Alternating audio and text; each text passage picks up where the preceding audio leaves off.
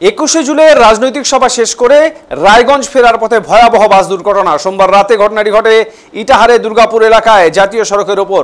দুর্ঘটনায় আহত হয়েছেন অন্তত 17 জন যাত্রী।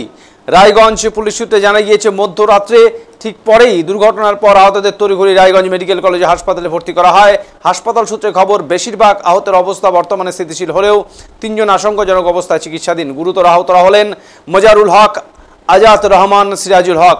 পুলিশ ও স্থানীয় সূত্রে দাবি, রাত প্রায় 2টো নাগাদ রায়গঞ্জমুখী একটি বাস যখন একটি লরিকে ডান দিক দিয়ে ওভারটেক করার চেষ্টা করছিল, তখন আচমকা লরির একাংশের সঙ্গে বাসের বাঁ পাশের সংযোগ ঘটে।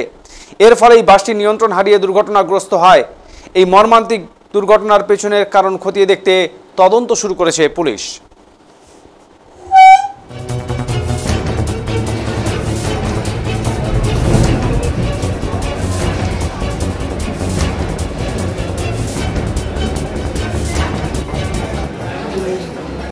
আপনার নাম?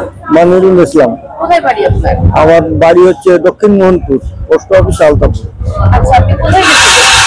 আমি গেছিলাম কলকাতা 21শে জুলাই ধর্মতলা মিটিং এ।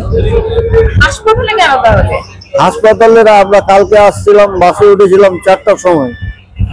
বাসে আস্তে আস্তে রাস্তায় অ্যাক্সিডেন্ট হয়।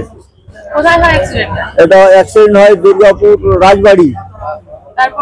তারপরে তখন প্রশাসন সব যেয়ে আমরা অ্যাম্বুলেন্সে করে নিয়ে এসে ভর্তি করে হসপিটালে। কি করে হলো সেটা ড্রাইভার অন্য গাড়ির সাথে ড্রাইভার গাড়ি লড়িয়ে দিয়েছে। হ্যাঁ, অনেকই। আপনার নাম? মানিরুল। ভাই, আপনার নাম? সাদ্দাম হোসেন। কোথায় বাড়ি? রাঘুপুর মিন্টনা। আচ্ছা, হাসপাতালে ভর্তি হয়েছে, কি হয়েছে তোমার? অ্যাক্সিডেন্ট হয়েছে। কোথায় হয়েছে অ্যাক্সিডেন্টটা? ওই রাজবাড়ি। কিভাবে হলো অ্যাক্সিডেন্টটা? ওই স্টেট বাস আর ওই তোমার ডাম্পারের সাথে মুখোমুখি সংঘর্ষ। কোথায় গেছিলে তোমরা? আমরা ধর্মতলা গেছিলাম কিসের জন্য? টিএমসি মিটিং এর জন্য। কি মিটিং ছিল সেখানে? টিএমসি মিটিং ছিল 21শে জুলাই। আচ্ছা, তোমরা কি পার্টি হয়ে গেছিলে? হ্যাঁ, আমরা পার্টি হয়ে গেছিলাম। কতজন গেছিলেন? আমরা বাস ক্যাপাসিটি 55 জন গেছিলাম। 55 জন ছিলেন।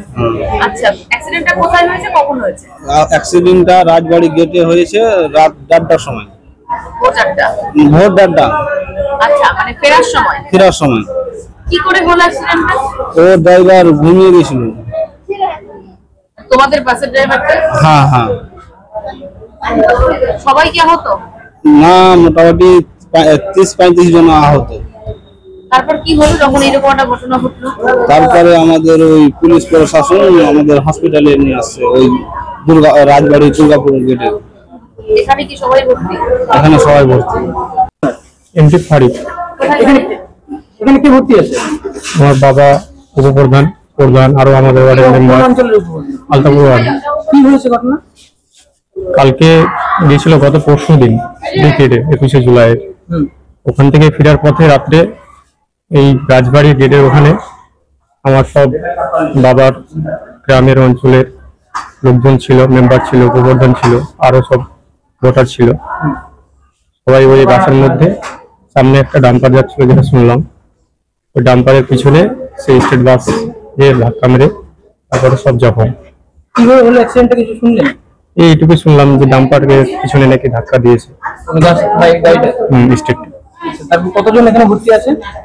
আপাতত এখানে যেটা দেখলাম আমি, রাত্রে তো 35 জন ছিল। 35 জন থেকে সব অ্যাডমিশন যারা ছিল, যারা সুস্থ আছে, ওদেরকে রেফার করা হলো, মানে ছুটি দেওয়া হলো। এবার উপপ্রধান আমার বাবা, উনি এখন প্রচুর সমস্যা হয়ে গেছে। প্রধানও খুব ঘায়ল আছে, মেম্বার গুলো আছে অনেক ঘায়লের মধ্যে। কি হয়েছিল কারো কাছে জানতে পারলেন? মানে অ্যাক্সিডেন্টটা ঘটার সময় কিরকম একটা পরিস্থিতি ছিল? যেটা শুনেছি যে ড্রাইভার নাকি দুটো ছিল গাড়িতে। কৃষ্ণনগর হোটেলে যখন খাওয়া দাওয়ার পর ওখান থেকে ড্রাইভার এক্সচেঞ্জ হয় গাড়িতে। সেই ড্রাইভার এক্সচেঞ্জ করার পর সে ড্রাইভার চালিয়ে আসার পথে এখানে এসে এই দুর্ঘটনাটা ঘটেছে। কিভাবে হলো সেটা বুঝতে পারেন না, যেহেতু আমি ছিলাম না, দেখিনি, যেটা শুনলাম এটুকুই।